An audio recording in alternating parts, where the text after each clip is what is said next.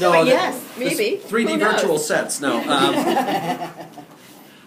So my proposal was for a thing called a TriCaster 410. And the TriCaster 410 is essentially a TV production studio, which is in essentially a computer. You can sit here on the table with us. Everything that's in a normal TV production control room. And this is not totally cutting edge. It's actually been around. It's in use at Framingham High School and Natick High School and most of the local cable systems, although Weston doesn't have one. But the TriCaster is a system which basically takes all the old analog equipment and digitizes it all and makes it so that you're creating high-definition video products. The reason why I feel that we need it is because video, the need for video is exploding on me, and quite honestly, I can't keep up. And the technology that we have at the school, while I hate to admit it, is actually we're kind of slipping behind, and we're actually in some ways going backwards. To step back just a little bit, there are basically two kinds of video. There's the kind of video that came up as television in the 50s, and basically, it came from radio, and it was all about live. And this is where the newscasts and the weather forecasts and the sports and the game shows and the talk shows, everything that you see basically during the day on television is all live.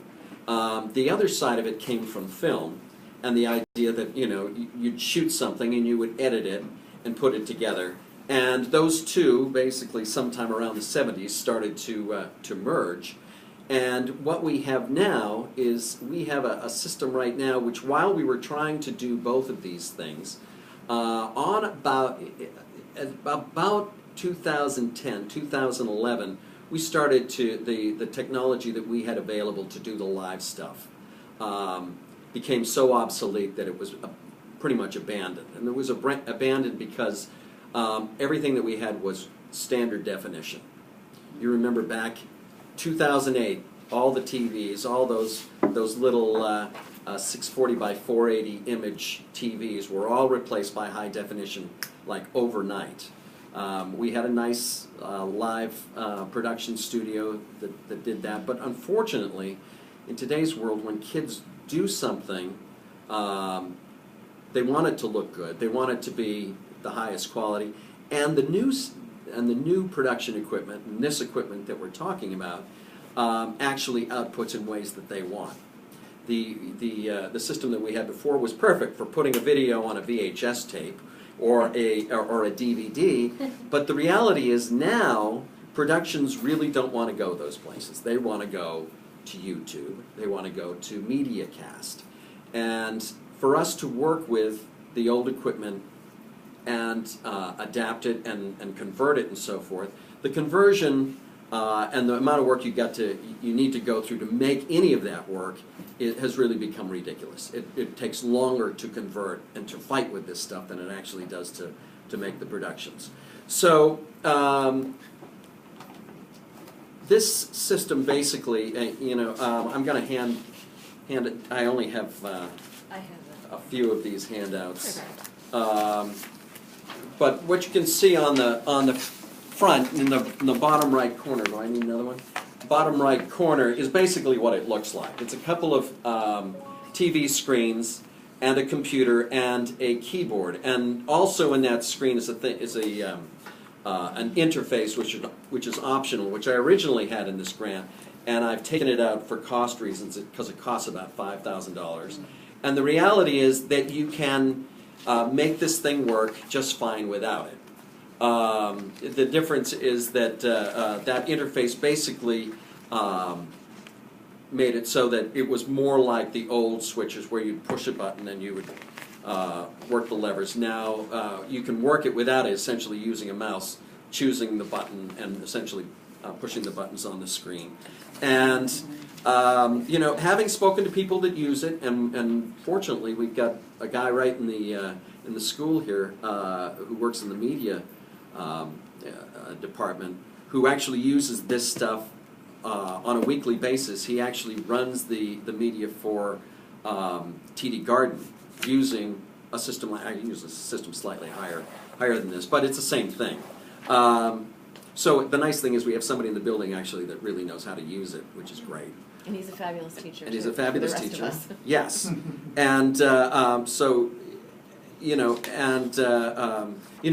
said to me, he said, it works better with the interface, but you can do it with this. It'll be fine. You'll get along. And for now, let's make sure that it works. The kids use it. That we're getting the products, and then we can talk about whether we want to get this other piece later. It's not necessary.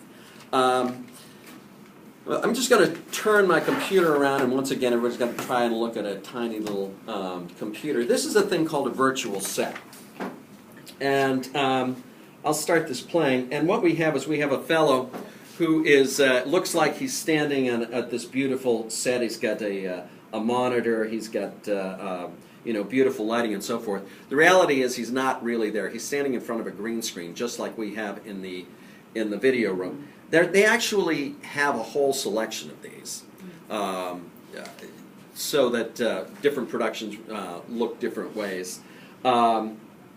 They're three-dimensional in that the camera can move around it, and as you move around the person, the set actually moves three-dimensionally with it.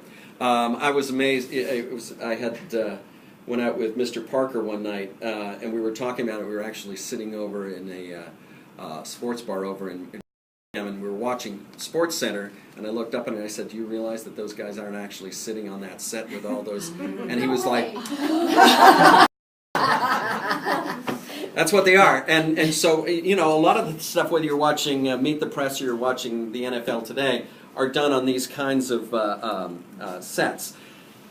That's a really nice. It's a really nice plus. It's a really nice bell and whistle, and the kids will love it, and the productions will look great.